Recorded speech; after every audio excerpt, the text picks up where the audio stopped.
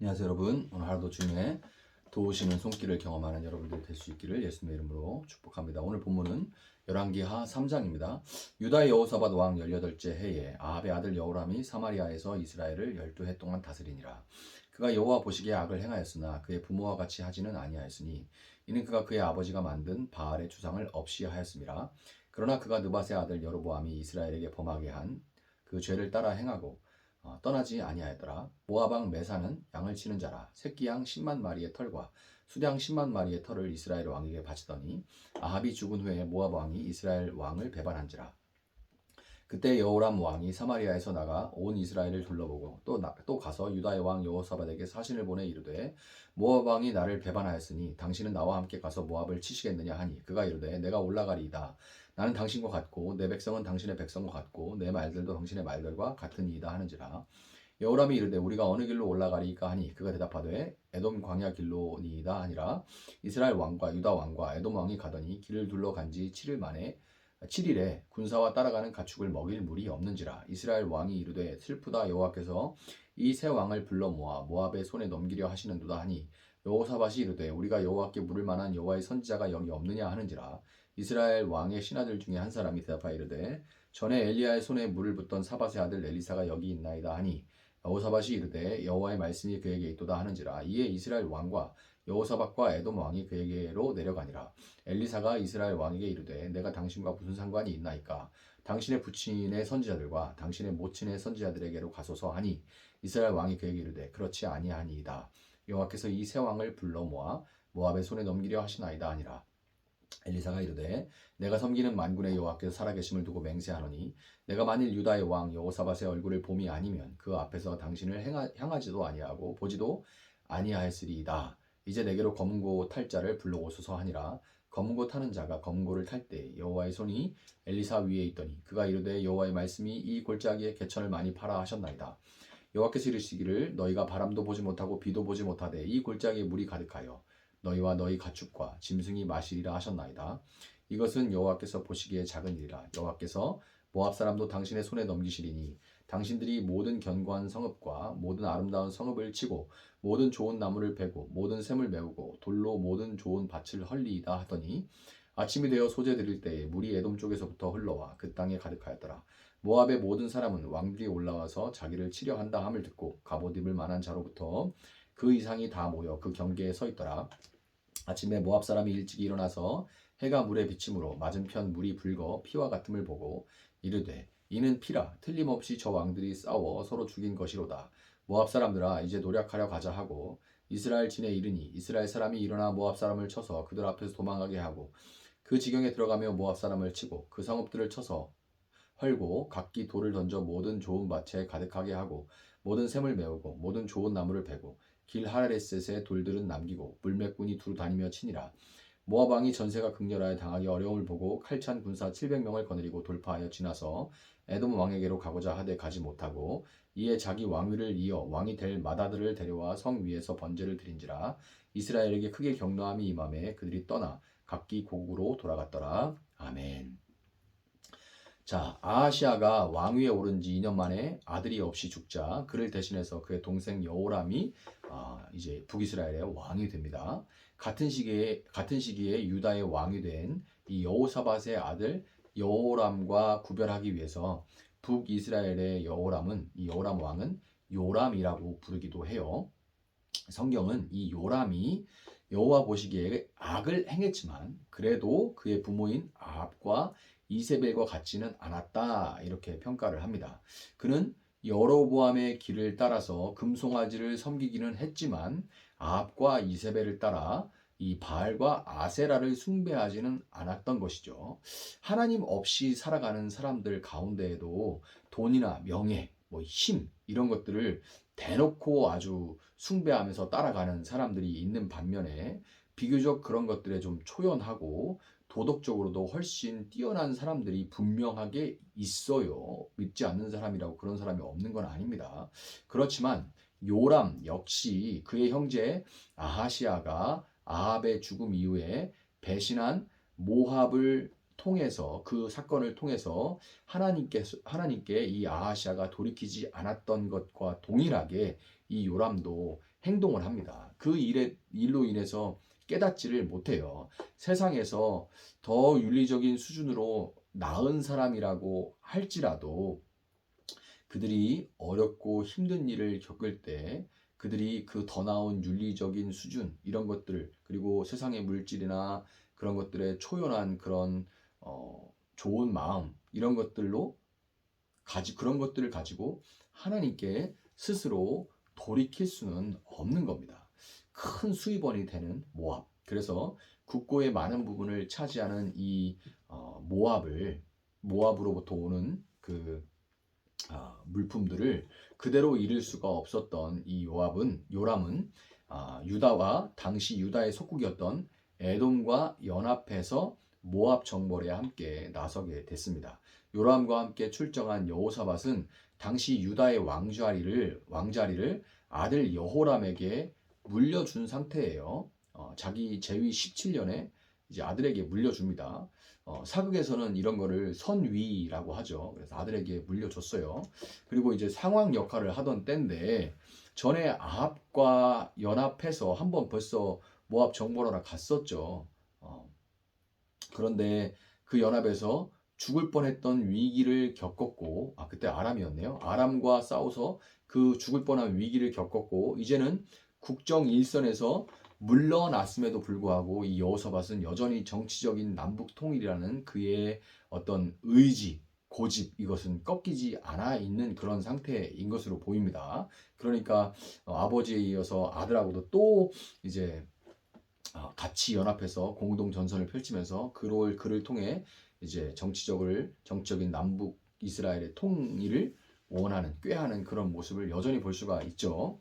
자, 요람과 여호사밧 그리고 유다의 속국이었기 때문에 아마도 억지로 끌려 나왔을 에돔의 이 섭정 왕, 유다에서 세워놓은 왕을 얘기하는 거죠. 섭정 왕.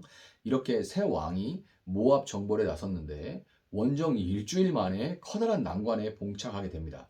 군사들과 가축들을 먹일 물이 떨어져 버리는 그런 일이 벌어지게 된 거죠. 음식이 떨어지는 것도 큰일이지만 이 건조한 땅에서 물이 떨어지는 것은 정말 훨씬 더 시급한 긴박한 그런 일입니다.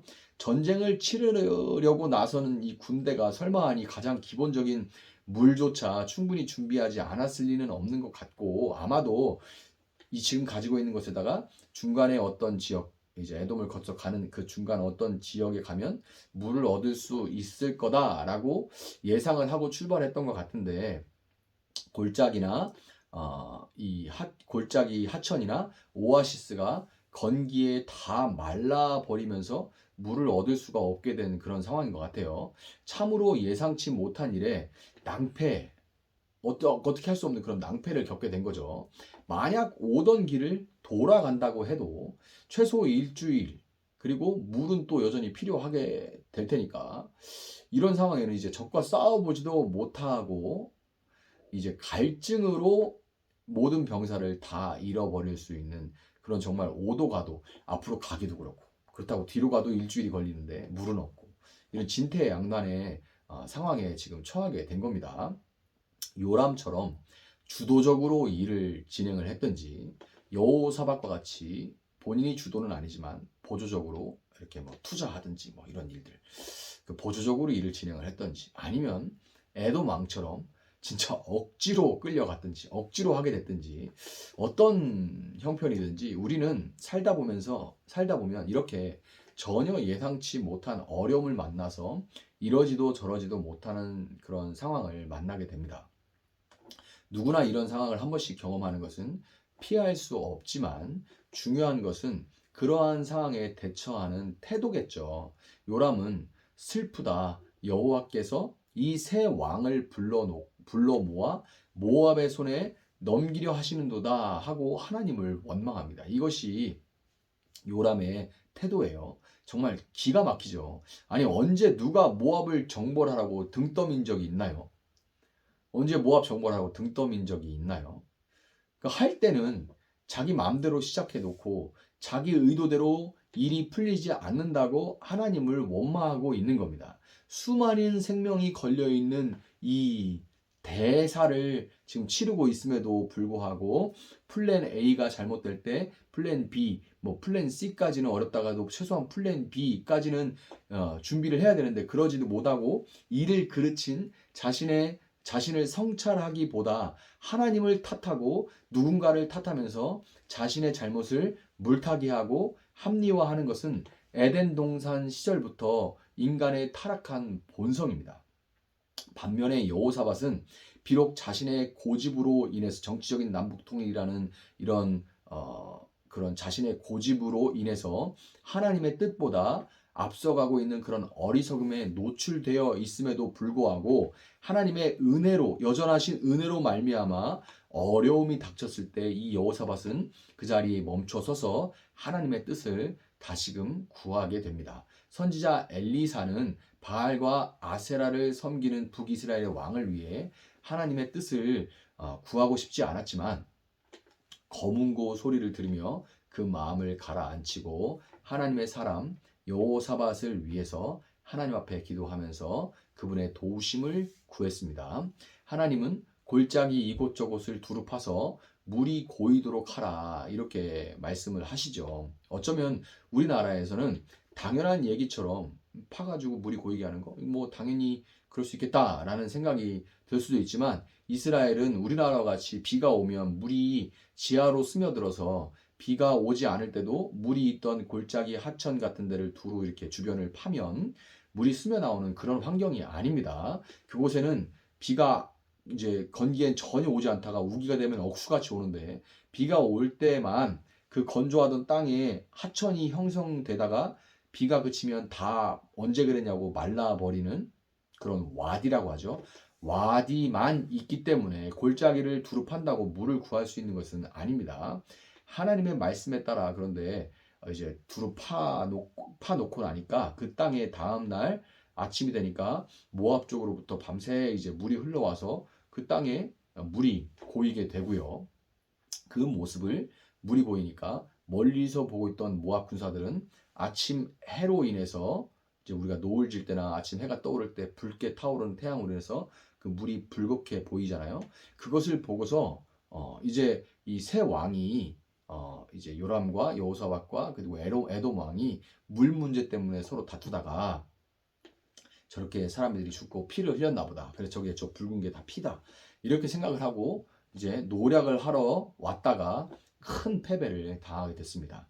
여호사밧으로 인해서 결국 두 왕들도 구원을 얻게 됐던 거죠. 전세가 극히 불리해지자 모압 왕은 왕위를 이을 자기를 뒤이어 왕위를 얻게 될 그 세자를 죽여서 자신들의 신인 그모스 앞에 인신 제사 번제로 드렸고 자신들의 눈앞에서 세자가 불타 죽는 모습을 본 이 모압이 죽기를 각오하고 세 왕 중에서 가장 약한 고리인 에돔 쪽의 포위를 뚫고 나가면서 그리고 뚫고 후퇴를 하면서 무사히 빠져나간 거죠. 이 포위망을 세 왕이 둘러쌌는데 그것을 그 에돔이 아무래도 이제 억지로 끌려온 에돔 쪽을 쳐서 가장 약한 고리를 치고 나간 거예요. 빠져나가고 나서 이렇게 모압 정벌은 이 정도로 마무리가 되게 됩니다.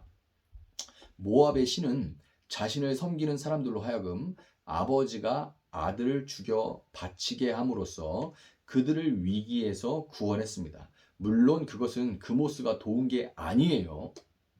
그냥 그들이 약한 고리를 치고 빠져나간 겁니다. 그모스가 도운 게 아니에요. 그럼에도 모압 사람들은 그모스가 도와서 그들을 살렸다, 이렇게 그들을 구원했다, 이렇게 믿었겠죠. 반면에 하나님은 이런 그모스와 달리 하나님은 이방신과 다르게 당신께서 사람을 구원하시기 위해 당신의 아들을 죽이셨습니다.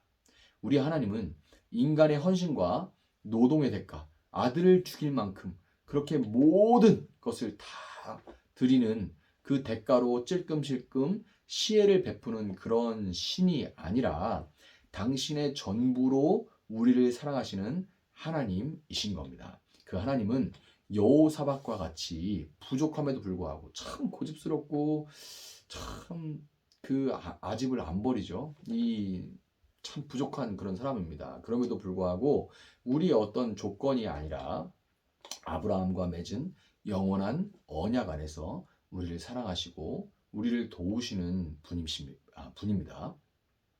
올 한 해도 여러분 예상치 못한 어려움을 우리는 다 피할 수가 없을 거예요. 그렇지만 우리를 사랑하사 아들을 주신 하나님의 그 사랑을 신뢰하면서 우리가 하나님의 뜻을 구함으로 인해 우리뿐만 아니라 우리 이웃들까지도 그 하나님의 도우시는 손길, 구원하시는 그 손길을 경험할 수 있도록 살아가시는 여러분들이 될 수 있기를 예수님의 이름으로 축복합니다.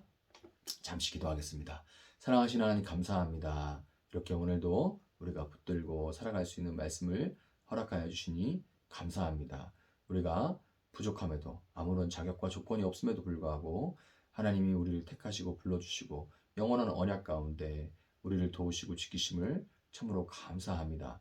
그리고 우리는 당신께서 우리를 위해서 주신 하나뿐인 그 아들 예수 그리스도로 인해서 그 하나님의 사랑을 의심하지 않고 나아갈 수 있게 하시니 참 감사합니다. 올해도 여러 가지 힘들고 어려운 일들이 있고 그 많은 경우에 우리가 그런 어려움을 스스로